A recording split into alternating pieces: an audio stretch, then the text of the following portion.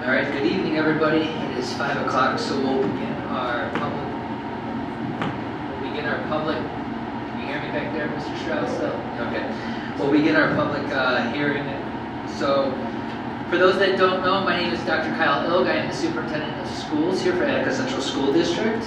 And today we would like to give a presentation for the 26-27 budget.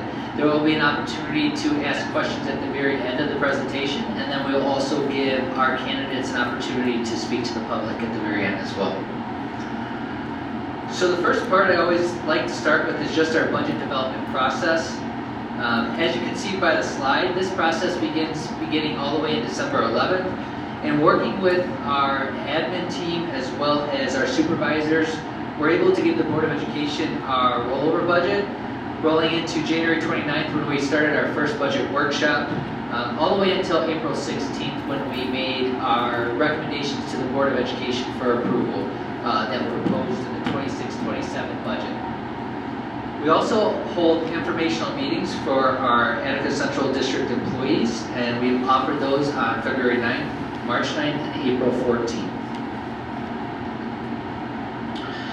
We continue to hold community information sessions on our budget as well too. Our first was this past Thursday at North Java Fire Hall. We have our budget hearing that is happening right now, and then we also have another upcoming budget informational session on the 14th.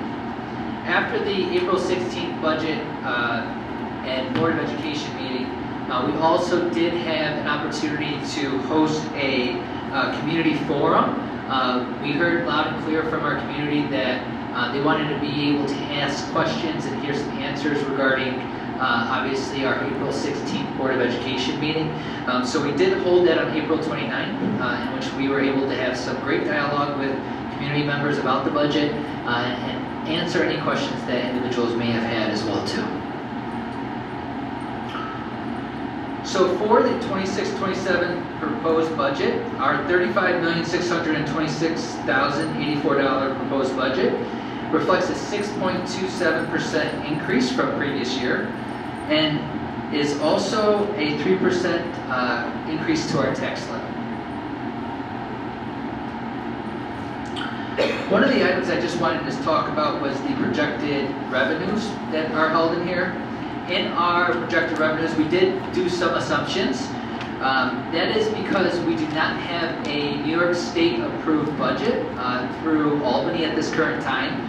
And so with that, the governor was proposing a 1% increase to foundation aid, but we built in a 2% increase to foundation aid given the legislature was requesting that information as well too. So I did want to just mention that. I think that's an important aspect. The Board of Education as well did also improve some interfund transfers that you can see there at the bottom line. Last year we proposed a $250,000 interfund transfer. This year that we increased to help reduce our budget gap of approximately $1,062,500. The Board of Education also did choose to increase the use of our fund balance and reserves. As you can see from previous year, we were around a $2.3 million proposal for the use of our reserves. We've increased that to $3.1 million for the upcoming year. As I also mentioned, some other local revenues that you can see within our revenue budget as well. So each year we also have to provide to the public our three-part proposed budget. So as you can see, our program budget, this consists of our instructional salaries as well as professional development, materials and supplies in order for us to run our instructional program. The program budget for this upcoming budget is $26,075,774, or that is approximately 73.2% of our total budget. Our capital budget that we're proposing is $5,787,047, or approximately 16.24% of the total budget. Within our capital budget, that is some of our equipment as well as salaries that are for our non-instructional individuals, such as our custodians as well, to help obviously keep our buildings running. Last is our administrative budget. Our administrative budget is around $3,763,263, or approximately 10% of our total budget. The administrative budget is our administrative team salaries and benefits, as well as our management team's salary and benefits, as well as those individuals that work terms and conditions within the district office. In the administrative budget, you'll also see our Board of Education budget line as well too. So we do have some BOCES programs that run through our Board of Education budget as well too. On the expenditure side, some of the key drivers I wanted to speak about as part of our budget development process, one of those is our health insurance. So this past year, our health insurance rose approximately 30% since last year. One of those contributing factors is it was a $1.7 million increase to our overall budget from previous year. We are in a consortium through the Genesee Area Healthcare Plan, and so within that consortium, they dictate obviously the percentages that increase on a yearly basis. That is not something that we set as a district.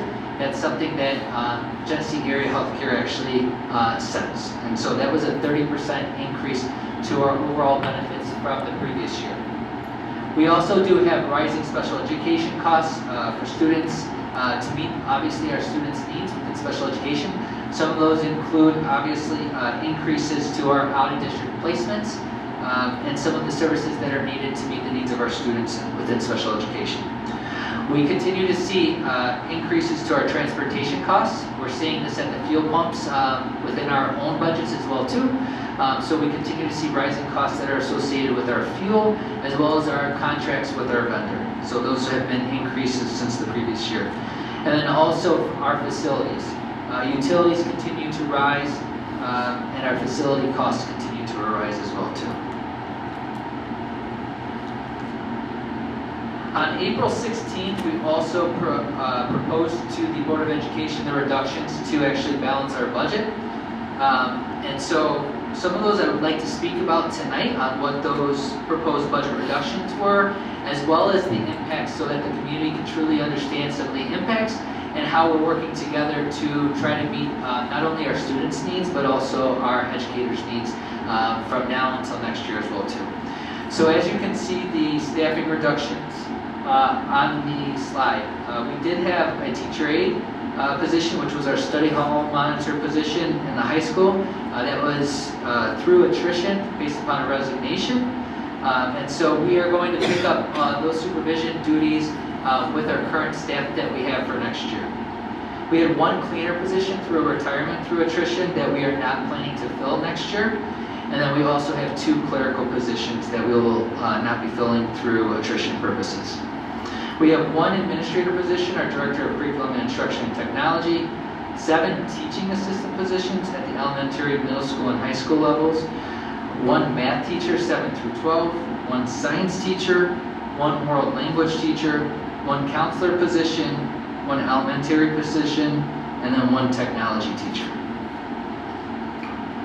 The programming reductions that we're also proposing within this current budget is our second boys modified basketball team, our indoor track program, our late bus transportation for students for after school. We will be closing our buildings on Sundays to save on overtime costs, as well as running any of our utilities during that time. Our BOCES media specialists, we have reduced that position. Our BOCES transportation coaster that we currently signed up for, we have reduced that program. And then we've also had a reduction in our athletic uniform rotation as well. So some of those impacts, I just wanted to relay the impact as well as how we are looking to meet the needs of our students and programming for the upcoming year. So with the world language reduction, so our current offering, as you can see here, we offer Intro to Spanish, a 7th grade Spanish, 8th grade Spanish at Checkpoint A, a 9th grade Spanish, which we currently offer 1 section, Spanish 2, Spanish 3, Spanish 4 ACE, which is a college program, and then a Spanish 5 ACE that currently has 8 students enrolled as well too.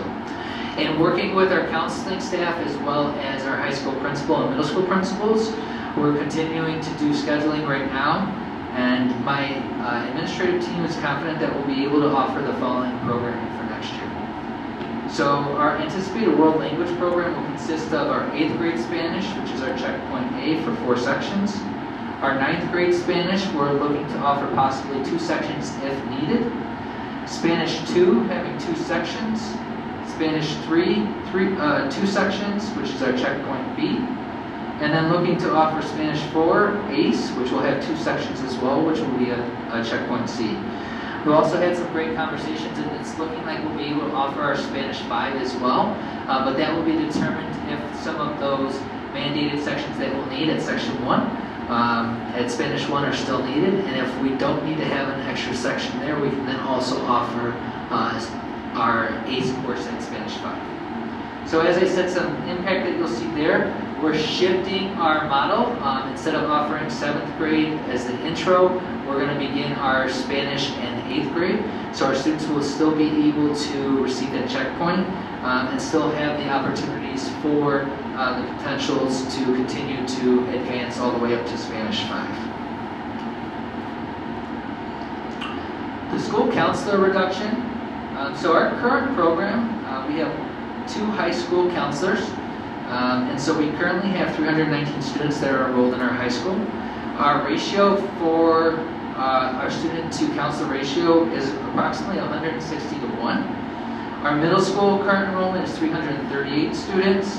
Our counselor, we have 1 counselor in the middle school, so there's a 338 to 1 ratio there.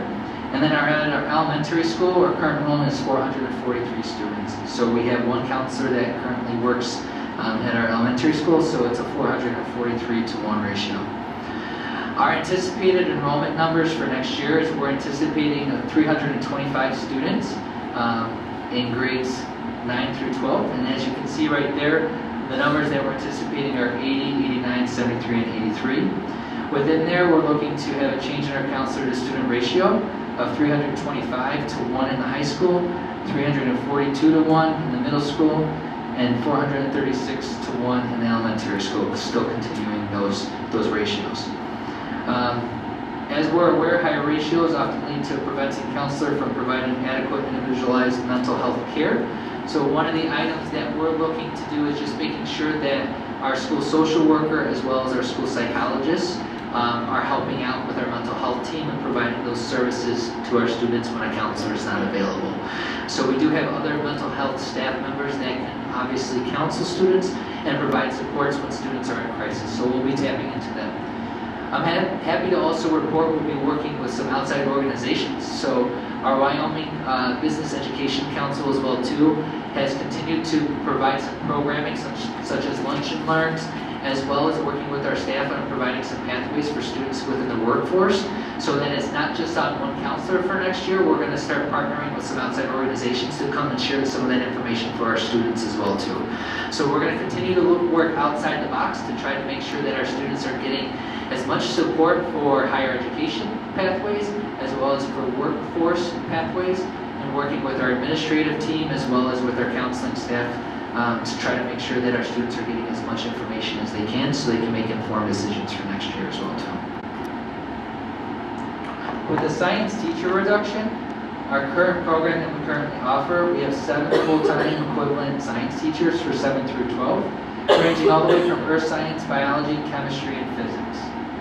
We currently offer Science 7, Science 8, Earth Science, Advanced Earth Science for our 8th grade students, Biology, Chemistry, Physics, High School Outdoor Science, AP Bio, and ACE Chemistry. So the impact next year, we'll have a reduction of learning labs. We currently do offer learning labs as well too, that our science teachers have an opportunity to provide support to students as well too. But we'll be moving away with offering as many learning labs. We'll still be able to offer learning labs with science teachers, just not at the extent that we currently offer right now. We will lose some electives in our middle school, such as Mythbusters, who currently have 2 sections of 6 students in each of those sections. We'll be losing our electives at the middle school for astronomy, which currently offers 1 section with 4 students enrolled. We will lose a middle school outdoor science that has 9 students, and some oceans elective, which currently has 3 students. 2 years ago, we have transitioned our STEAM program that we currently offer at the elementary school from K through 4. And then we've also provided opportunities at the middle school level for our 5th grade and 6th grade. So Our science teachers actually teach outside of their certification right now to provide that offering to our 6th grade. So they have an elective for that, so we'll be losing that opportunity for our 6th graders. We'll still be able to keep our STEAM programming for our elementary school from K through 4, and we'll be able to still have STEAM offering for our 5th grades, but we'll be losing that opportunity for 6th grade students. Our math reduction, so we have 6 full-time equivalent math teachers right now. Our math offerings are Math 7, Math 8, we offer Math AIS, Financial Math 1 and Financial Math 2, Math 9, Math 10, Algebra 1, Algebra 2, Geometry, Pre-Calc, College Algebra, AP Calculus, AP Statistics. So the reduction with the math teacher as well too is we will lose opportunities for a reduction in our learning labs. We'll still be offering learning labs, but just not at the extent of what we currently offer. We also will be losing a possible elective courses that will need to be evaluated as we continue to schedule to determine if we need to offer other math offerings to meet all of our needs at our levels, such as our Algebra 1 and Algebra 2 classes or geometry, instead of possibly offering an AP statistics class that currently offers 3 students. So that's still being vetted right now. At this current time, we're offering all of our current math programs that we're offering from this previous year as well too, with the reduction. The technology teacher reduction. So our current middle level CTE program offers business into 5th grade at a 0.5 credit. In 6th grade, we offer a quarter credit for intro to CTE for our 6th graders. For our 7th grade, we offer a 0.5 credit of family and consumer science. In 8th grade, we give an option for our students. They can either select a 0.5 credit of ag, or they can take a full credit of technology, or a 0.5 credit of technology, or a 0.5 credit of ag at this current time. So we currently offer a total of 2.25 credits of CTE at the middle level. The impact, we would also have a loss of high school electives for the reduction of technology, which we currently offer semester 1 and semester 2 courses. They have 13 students and 10 students in each of those. We're anticipating for our middle level as well too, that we would be offering next year 5th grade, maintaining the computers and business course that we offer. In 6th grade, still offering the 0.25 credit. In 7th grade, students will still get the 0.5 credit of family and consumer science. And in 8th grade, every student would get a 0.5 credit of agriculture as opposed to having a choice of technology. Our anticipated support for our teachers within this model as well too is working with our CTE teachers to make sure that we're aligning our programming to support middle level learning standards and outcomes. So there'll have to be a switch over the course that we'll be working with our teachers over the summer to make sure that they get the professional development that they need to make sure that they'll smooth transition for next year. Teaching assistant reduction. So our current education model provides teaching assistants in each of our integrated co-teaching classrooms to support general education teachers and special education teachers as well as our students. The change in adult to student ratio. So currently with the TA, we have 3 adults with a maximum of 24 students that we offer, so it's a 1-to-8 ratio. Without the TA in these classes, we'd have 2 adults for 24 students, so there'd be a 1-to-12 ratio. Potential impact on instructional practices and current support systems for students. We've been working with our administrative staff as well too to see if there's different solutions that we can have teaching assistants push into our math and English classes within our ICT classrooms to provide support during those core contents of math and English. And so our administrative team is currently working on that process to make sure that we're able to still support students within those core subjects as well too. The anticipated support that will also be needed is making sure that we're providing additional professional development for our integrated co-teaching faculty, such as our gen ed teachers as well as our special ed teachers, on the transition and giving them some different strategies that they can use within the classroom as well too. And then making sure that we're using our multi-tiered systems of support, including our IST to provide strategies for those teachers during the course of the year to help them continue to meet the students' needs within their individual classes. I mentioned before as well too, so our elementary teacher reduction, we're currently looking at our class sizes, which I think is important here to see. Our kindergarten class currently has 80 students. We're anticipating for next year, these are next year's numbers, we have 70 students that are in our kindergarten class, so we're anticipating running 3 sections next year, right? And so with that, we'll have a reduction. We have approximately 23 to 24 students in each one of those sections in our first grade for next year. We are anticipating 4 sections of 80 students coming in for our kindergarten class, so that's approximately 20 students in each class there. Our second grade for next year has 84 students that we're anticipating, so each section around approximately 21 students in each class. Third grade class currently has 87 students anticipated for next year, so as you can see there, 21 students per class. Our third grade class going into fourth grade next year is 79, anticipating anywhere between 19 and 20 students. Our fifth grade class for next year, we're looking at approximately 19 to 20 students, and then our sixth grade class moving up next year, approximately 20 students per section as well. So I mentioned the administrative position, so our Director of Curriculum Instruction and Technology reduction. So we are reducing an administrative position. Under right now, the direction of the superintendent, the Director of Curriculum Instruction and Technology provides leadership in coordination of our entire instructional program of the district and in accordance with our board objectives and policies. So the director supervises the translation of the district's educational philosophy, goals, and objectives into active terms and directly benefit each individual student and staff member. So if you look at the title for Director of Curriculum Instruction, that's the main purpose. Our Director of Curriculum Instruction and Technology also oversees our technology department, which has 2 technology staff members underneath there.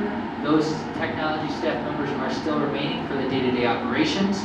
Management and our administrative team will be assuming those various roles and responsibilities associated with the reduction in that administrative position. So right now we're still working on that transition plan, still coordinating with our administrative team, and then we plan on rolling that out as we continue to work on developing next year's calendar, as well as our professional development opportunities, as well as opening up school. Back to the budget, so the tax levy and impact on our taxpayers. So the proposed tax levy is $11,875,822. As I mentioned before, the proposed tax levy increases at 3% for the 26 and 27 school year, representing an increase of $345,898. Our tax rate is approximately $11.28 per 1,000 of assessed property value. So from our newsletter that we sent out, I think it's important to highlight, we wanted just to make sure that the public saw some of the information relative to if there's a no star, a basic star, and an enhanced star based upon the value assessment.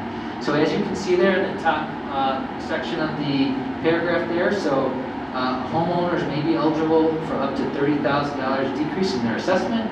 And then senior citizens age 65 and older may be eligible for enhanced star for up to an $88,500 decrease in their assessment. We've been getting a couple of calls from community members on this, so we encourage anybody, if you have any questions, to please contact us directly, because every individual is different based upon their assessment, right? Based upon if they qualify for either a basic star or an enhanced star. One of the important aspects that we wanted to point out too is the basic star and enhanced star are not set by the district, they're set by New York State. And those, the basic star as well as the enhanced star has actually decreased from last year. So I think that's an important aspect just to understand as you're looking at the impact on taxes, especially on your property as well too. So as you can see from there, just the impact based upon the assessed value is up to 33 cents from the 25 and 26 school year. So if you have any questions about that, Ms. Tuzak and I are happy to answer those based upon your property values as well too. One of the important parts that I wanted to touch base on is a contingency budget. So at our last Board of Education meeting, we had an opportunity to dive in and present to the Board of Education a contingency budget of what it would look like if our budget was defeated. So I just wanted to highlight to the public as well too of what a contingency budget is and the potential impacts if the budget is defeated as well too. So according to New York State, a contingency budget is the operating budget used when voters defeat the proposed budget. The key idea, the district must continue its core school operations through a contingency budget with strict limits. So we are set by New York State education law on what those limits are, as well as what the Board of Education determines is appropriate as well too. So our tax levy limit, the tax levy cannot increase from the prior year under the contingency. So the $345,000 that I just mentioned, which was the 3% increase from the prior year, would not increase. Spending restrictions, we would have spending restrictions as well too. So certain restrictions apply, and many discretionary or separate voted items cannot be approved. And then the board responsibility. The board determines what the community can afford within the law and the tax cap at the current time. So what continues to remain funded? So teacher salaries and core instructional staff costs continue to remain funded. So if a raise from the prior years, our teachers would still get increases, obviously, to their salaries. Expenses needed for school operations, health and safety and security. So the transportation costs would still be part of our contingency. We still need to bus students from their home to school, running our buildings, right? So the functionality of making sure that we have heat in our building, our utilities, those are fundings that would remain as well too. What changes? The board may need additional reductions to stay within the legal and fiscal limits, and I'll dive into that as well too. And then the community-facing services and discretionary activities may be limited, and I'll talk a little bit more on that as well too. So I mentioned items may remain in a contingency budget because they keep schools operating, meeting legal obligations, or are specifically authorized by law. So our instructional program, when you see that first budget item that talked about in our three-part budget, the instructional program, that's what that's talking about. That remains. That budget continues to obviously run our school district. We have legal and statutory limits that we have to continue to meet through contractual payments, such as our library books, instructional materials associated with the library, our cafeteria, and anything that's authorized by education law. Some of our student services will still remain as well too. And then, as I mentioned before, operations and safety. The important aspect of non-contingent and non-ordinary contingent expenses. So our capital improvement and capital outlay. Right now in our budget, we do have a $100,000 capital outlay that we're presenting to the voters as well too. That would be automatically pulled out in a contingent budget. Non-essential transportation, so the transportation that's outside our regular program or voter-approved limits may require voter authorization as well too. Equipment purchases, so anything that is not needed and not underneath the contingent in order for a safety item, any of that new equipment that we have built into the budget as well too is automatically pulled out as well too. And then outside community use costs, so district-funded costs for outside organizations may not be supported unless the use is fully cost neutral. So right now we provide opportunities for outside organizations to come and use our facilities at discounted rates. That would have to stop, and then those outside organizations would have to pay the full cost of using our facilities as well too. So the impact on the community use of facilities. So we were able to do a 2-year study on how many outside organizations come and use our school facilities. Under New York State contingent budget, facility use by outside organizations is not automatically supported by district funds. So as I mentioned before, those outside organizations would have to pay 100% to use our facilities at this current time. Some of those community groups that may be impacted, I have highlighted here, are our AYA athletics program, our Glow After Prom program, our Cub Scouts and community groups, elite sports groups, School of Skill, and then any outside organizations that request using our district space. So we do have some dance companies that also come and use our spaces as well too in the auditorium. They would have to obviously make sure that they're meeting the full responsibility. In essence, in 1 year, we approximately hold around 372 different events during the course of our school year. So those organizations and approximately 372 events could potentially be impacted if we go to a contingency budget. As I mentioned, right, the cost shift, not just access. 100% of the costs would have to be fully funded by those outside organizations as well too.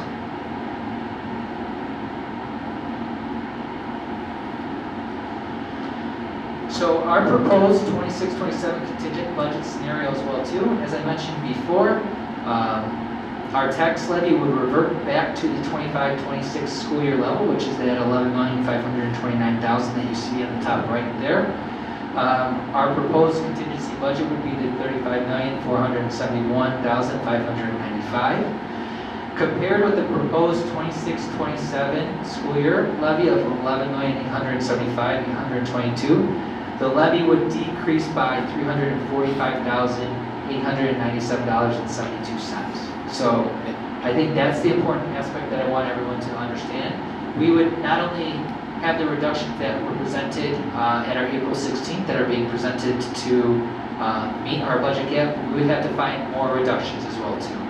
So the automatic reductions under the contingency that we talked about, removing the capital outlay project, which is the $100,000 that we have within the budget right now, would be one of those non-contingent expenses that would automatically be removed. We would also then remove approximately $54,489 based upon equipment supporting our maintenance department that is currently in the budget, as well as our athletic department, our band program, and any unaided technology equipment. So that's approximately, after removing that information from our budget, is $154,000. So we still have more that we would have to reduce at that current time. So the further reductions that we posed to the Board of Education underneath the contingency was eliminating our modified sports programs. That is approximately $62,951. We currently have 178 student athletes that currently participate in our modified program for grades 7 through 8. We would have to eliminate 3 more teaching assistant positions, which is approximately $145,278. And then we'd also be reducing our grade level field trips that are primarily at the elementary school, that we offer 1 field trip per grade level, which is approximately $1,800. Those would be the further reductions that would help meet the $345,000 reduction that we would have from the tax levy from the previous year. I also did share this, our budget vote response process. So my recommendation to the Board of Education is not to move immediately to a contingency budget. That is an option of the Board of Education. I feel that it's very important to hear from the community, especially through our exit survey, and use that data to make informed decisions of moving forward. So the Board of Education and I will be, if the budget is defeating, looking at the data that we get from the exit surveys on why the community feels that they voted the budget down at that point. Establish a clear feedback loop for community stakeholders to do that. We would then offer a Board of Education budget workshop to go over that data with the Board of Education, identify major concerns and solutions raised by the voters, and then evaluate our options. And as I mentioned before, we have Path A and Path B that the Board of Education can take there. So after reviewing feedback and reductions, the board determines whether to present a revised budget to voters. If that's the case, then we would go through the entire process that we have done of sending out a budget newsletter, a new proposed budget, doing a budget hearing, and then having a second vote. So that would be Path A. Path B is the Board of Education can move to a contingency budget, adopting the contingent budget that is presented to you today as well too, implementing the required levy and spending limits, and then finalizing the necessary reductions as well. So the community is voting on 4 different propositions. So the first is the approval of the adoption of the budget. And as I mentioned, it's the $35,626,084 budget that we are presenting to our voters, which is a 3% increase to the tax levy. The second proposition is the purchase of technology equipment for use by the district. So we have a capital reserve that the voters would need to approve in order for us to use this. So the proposition is requesting the voters to approve approximately $245,300 for use by the district to utilize for district's information and audio-visual technology infrastructure. So we're looking to use that money to offset the cost for our one-to-one devices and for our computer use for our replacement plan. for the upcoming year. Next is we do collaborate with Stevens Memorial Library and their budget. So their committee is represented with an increase of $39,343 for a total of $248,711. And they're requesting, obviously, the Board of Education and Attica Central School District is hereby authorized to levy and collect taxes on behalf of the library as well too. And the last is dissolution of the Transportation Reserve Fund. So the Board of Education is requesting, as well as the district, is requesting to dissolve the Transportation Reserve. So currently we contract all of our buses out. We do have a replacement plan for our vans that we currently do use to transport students to school as well too. And as part of that replacement plan, there are still monies within that reserve that we plan on using. But the Board of Education would like to use this in anticipation for future years to help use, obviously, ways and other means to help reduce the budget gap in future years. So the request is to our voters to approve to dissolve the Transportation Reserve in the approximate $624,099.50 and to use those monies in future budget gap scenarios that presented in future years as well too. And the purpose behind that, as I mentioned, is looking at anticipated budget gaps for next year and trying to use ways to help reduce that as well. So currently we do have 3 Board of Education seats that are up for 3-year terms that would end in June 2029. Currently we do have 7 candidates. I do just want to highlight that in the budget newsletter, you did only see at the time of publication, we only had 5. We did have one of our community members that did reach the petitions by April 20th, did drop out. At that point, through education law, we had to reopen the petition and canvass again until May 8th. On May 8th, we received 2 other candidates as well too. And so we'll be sending a communication out through our social media as well as through our communication to our families, just letting them know about the other 2 candidates as well too, just to make sure everybody is fully aware of that as well. So I do want to just highlight that we do have 7 members that are running. We have Pamela Rudolph, Bridget Lanfear, Brian Fugel, Michael James, Christopher Calver, Anthony Drybala, and Susan Herman that are running. So we do ask everyone to come out and please vote on May 19th. Polls are open from 1 to 9 p.m. At Attica High School Performing Arts Center in our lobby. Absentee ballots and early mail ballots can still be obtained from our district clerk, Mrs. Lori Schmidenbauer. You can either email her or contact her at 585-591-0400, extension 1000. And just a reminder about our absentee ballots, at this current time, we were still accepting absentee ballots, but they would need to be picked up and then hand delivered back as well too. So just so that you're aware, the mailing deadline was actually today as well too. So just wanted to point that out. Any questions that we can answer at this current time? Yes? How many first grade classes are you having next year? How many? First grade, how many? I didn't see it up there. So just going back there, so we are anticipating to having 3 sections of first grade next year. So approximate class sizes are 23 to 24 with 3 sections. Is that why you fired one of the teachers? I can't speak about any personal matters at this current It's time. not a personal matter, it's public knowledge. It was at the Board of Education meeting. Yeah. So I'm here to speak about the budget at this And this is part of the budget. At this current time. Transparency is all we ask for. And if you want to fire a teacher and try to push it off and let everybody know that you're firing her, I think it should be transparent. Thank you. How many others have been fired that you're hiding? Teachers, anybody? I think you mentioned it, right? So all of our Board of Education agendas are public. Our community can go and see any of our teachers that have resigned, that have been terminated. All that is public knowledge according to our board agendas. But are you putting the reasons why they're resigning and why they're being terminated? Does someone resign because you offered them a position that was inappropriate for a male to do a one-on-one with a little handicapped girl that has a toilet in? It's, ma'am, once again, personnel matters. Needs to be known.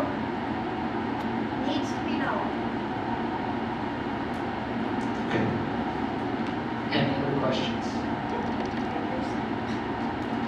Okay, at this time, we will have our Board of Education candidates that are here come and speak and address the community. So I know that Mrs. Rudolph, don't see her in the audience, so we'll move forward to Mrs. Lanfair.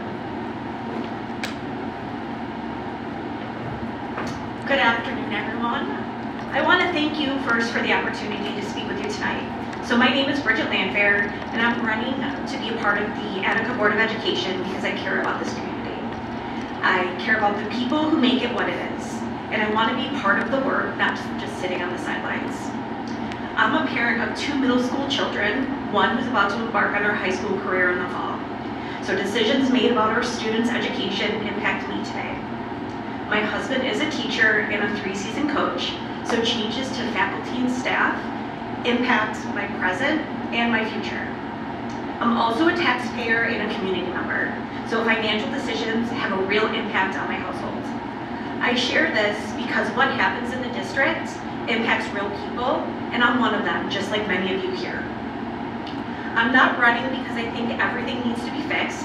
In many ways, Attica has things to be proud of. I'm here because I want to listen, I want to ask good questions, and work towards thoughtful, practical improvements. When things go well, good leadership often goes unnoticed. But when challenges arise, and we all know that there are challenges, it's important to stay calm, stay informed, and focused on what is best for our students while being responsible with taxpayer dollars. Fiscal responsibility means looking at long-term impacts, being honest about limitations, and making sure that all options have genuinely been explored before programs or positions have been reduced. As we know, when things get reduced, it's often hard to bring them back. I'm not an educator. However, in my professional life, I've been working in the staffing and workforce management area for 20 years. This has given me a strong understanding of hiring, HR policies and processes, creating, managing budgets, as well as coming up with cost savings initiatives. I also constantly work on change management. My job, what I do in the day, is to listen to clients and listen to their challenges fully before jumping into a solution. That's the approach I want to bring to the board. I respect open discussion and straight talk. I do not believe in just saying yes because I want to go along with the crowd, but I also don't believe that change for the sake of change is always the answer. There's a very fine balance between honoring tradition and being open to growth, and I believe Attica deserves careful, well-informed decision-making. I'm not pretending to have all the answers, but I do bring a thoughtful, fair, and transparent approach. My goal is very simple. I want to support our students, I want to respect the staff, and help this community understand how decisions are being made. I have a great deal of respect for educators. The things that we learn in school stay with us longer than sometimes we think. For example, in 4th grade, I learned all about the scientific method. I use it every day. No, I'm not a scientist, but the idea of setting a goal, understanding the path of what's needed to get there, and the result is woven into my daily activities. If I did not have that foundation or opportunity, I'm not sure I'd be in the place I am today. While I didn't grow up in Attica, I've lived here for the past 15 years, and this is where my family has chosen to raise our family, my husband and I. I proudly support local businesses, local programs. I've volunteered with AYA for the past 6 years as a girls' youth basketball coach. Attica's my home, and I believe in its people, its schools, and its future. I care about getting this right, and I'm ready to serve with thoughtfulness, fairness, and integrity. I would be honored to earn your trust and your vote and represent this community. Thank you for your time today. Next.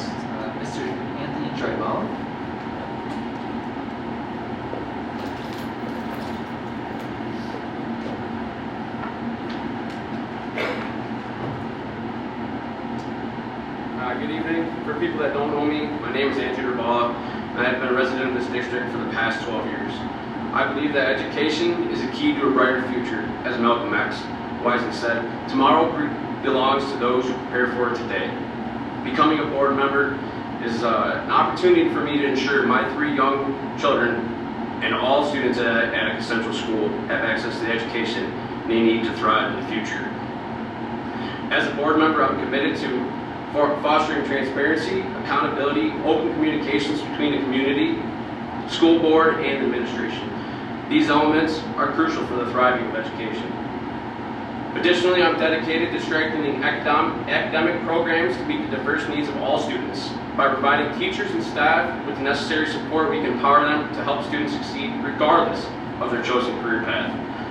My diverse background in various career paths has given me a unique perspective that I believe will be available in this role. I possess out-of-the-box thinking, knowledge of large corporation funding, a relentless pursuit of improvement, and strong negotiation skills. I do have 3 young kids. I'm confident that these qualities will be instrumental in contributing to the success of Attica Central School and its students. As Ben Franklin wisely said, "Tell me and I forget. Teach me and I may learn. Involve me and I learn." I'm confident that my experience and dedication will play a significant role in the continued success of Attica Central School and its students. Thank you.